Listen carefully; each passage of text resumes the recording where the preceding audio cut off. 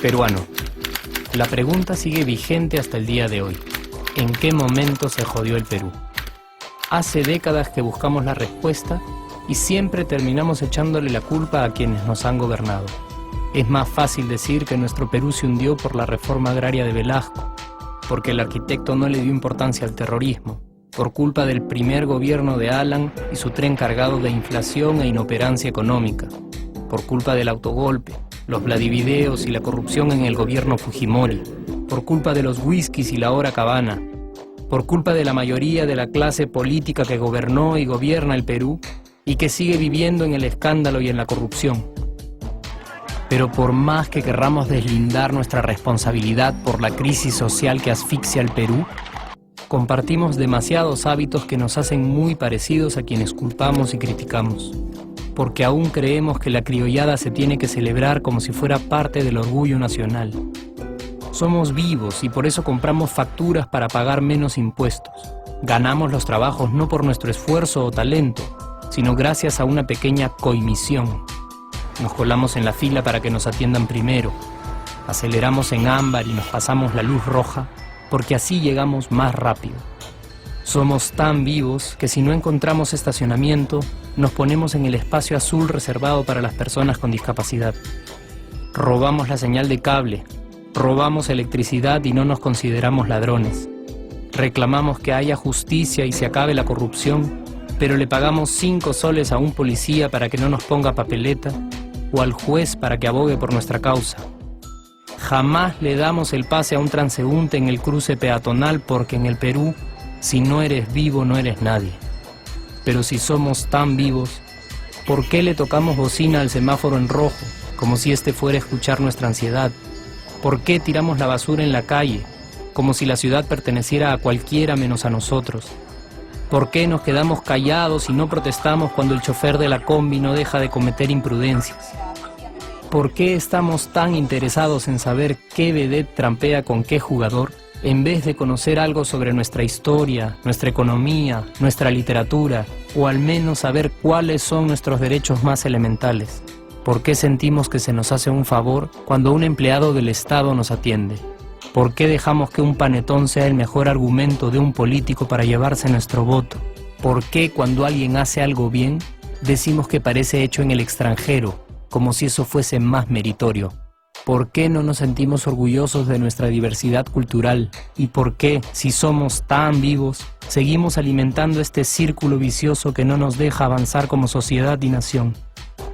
Es cierto que nuestros niveles educativos dan pena, y si queremos llegar a ser un país con posibilidades de desarrollo, se tiene que invertir en escuelas y capacitar a los maestros.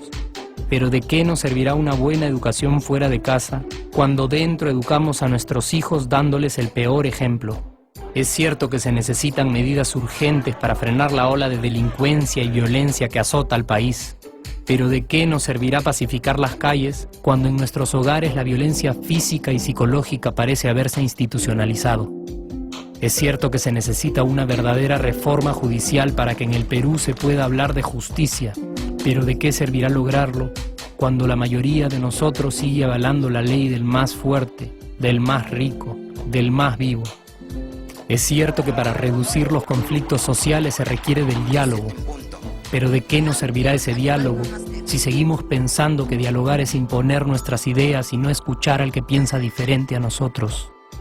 Es cierto que necesitamos mejores leyes de inclusión social y muchísimos más proyectos de integración. Pero ¿de qué nos servirán estas leyes y proyectos si hasta el día de hoy la publicidad peruana define nuestros estratos socioeconómicos por el color de la piel y a nadie le parece raro? Si hasta el día de hoy seguimos avergonzándonos de nuestras diferencias o sintiéndonos superiores por estas mismas diferencias. Es cierto, es mucho más fácil echarle la culpa de absolutamente todo a nuestros gobernantes. Pero la realidad es que el Perú se hunde en exacta proporción a esa viveza que alimentamos todos día tras día. Sí, somos nosotros la materia prima con la que se hace este país.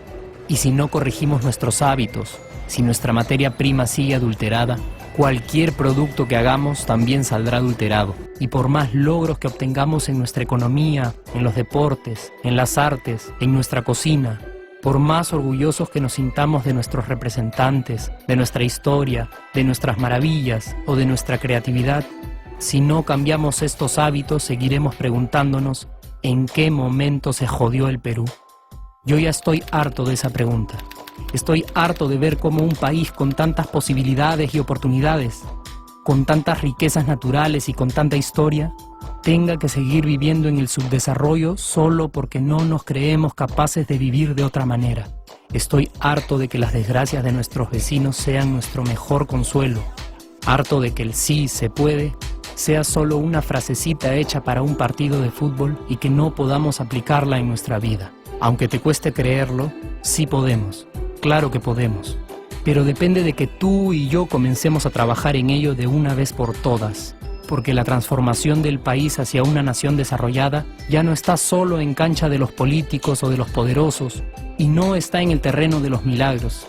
La transformación del Perú está en la capacidad que tengamos de hacernos responsables de nuestros actos y de rebelarnos contra nuestra viveza.